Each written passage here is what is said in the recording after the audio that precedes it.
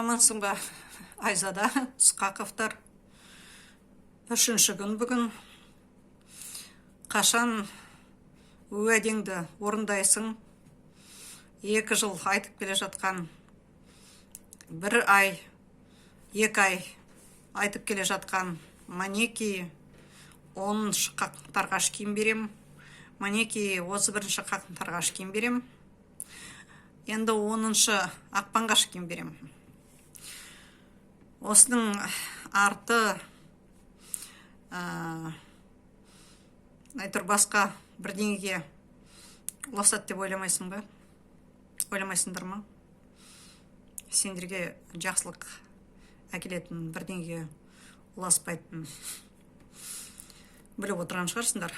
Бірақ та Қасым-Жомарт Кемелұлы, президент мырза, сіз осылай тапжылма, қазақ тілін тұқырт, адамдардың ашу ызасын тудыр деп бұйрық бердіңіз бе? Сқақов пен Айзадаға біліп қойыңыз. Ондай жағдайда бізде қазіргі күнде мектеп жөнінде айтайын. 41 мектеп бар. Қалада 41 мектептің 8-і ғана қазақ мектебі. 8-і ғана. Мыналардың көшбасшылығымен 16-шы мектеп, орыс мектебі қайта салынды, авариялық жағдайда деген. Қаншама белсенділер бардық, түк болмады. Өйткені айтады, жоқ, орыс мектебі орысша болу керек. Ал орыс мектептері бізде квартал сайын орыс мектептері. Қазақ мектептеріне 30 жыл егемендікте қазақтар қаланың ана шеті мен мына шетіне сабылып жүру керек. Мұнда қазаққа түкірген қала. Орыстандыру саясаты.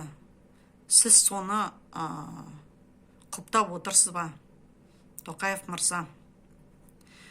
Мінеки қазір тағда бір жаңа мектеп салынды. Енді соны да аралас мектеп деп солай қоймақшы. Мінеки тәуелсіздігіміздің 30 жылында бізде мыналар тым болмаса бір қазақ мектебін салмады. 22 жыл мыналар отыр. 2 жыл отыр. Сонда 12 таза орыс мектебі. Оны кейбірлеріне бір сынып ашып қойған. 10-20 адам шығар, әрі кетсе. Аралас деп қойыпты барлығын. Ешқандай олар аралас емес. Барлығы орыс мектептер. Аты ғана бар.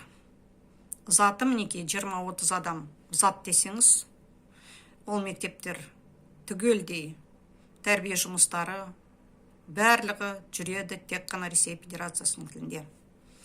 Тек қана бір тапсырма мен бір іс-шара өтпесе арнайы, Наурызда тағды бір жерде. Сол.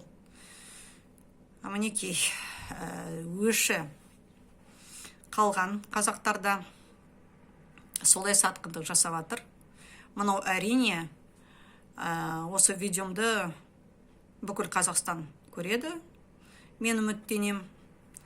Ол әдейі биліктің арандату жасап жатқаны, тым болмаса көлікте қазақ тілін 2 сөзді жолақысын төлеңіз, не аялдама осындай, келесі аялдама осындай деп, тағы да 2 сөзді жаттатпау, ол халықтың наразылығын раскашка жасап, қайтадан митингқа көтеру жұмыстарын, мінеки сіздің өзіңіздің білмеймін, құптауыңызбен бә, әлде сізге қарсы ма, соңғысы дұрыс сияқты Сқақов осы өңірде істеп жатыр.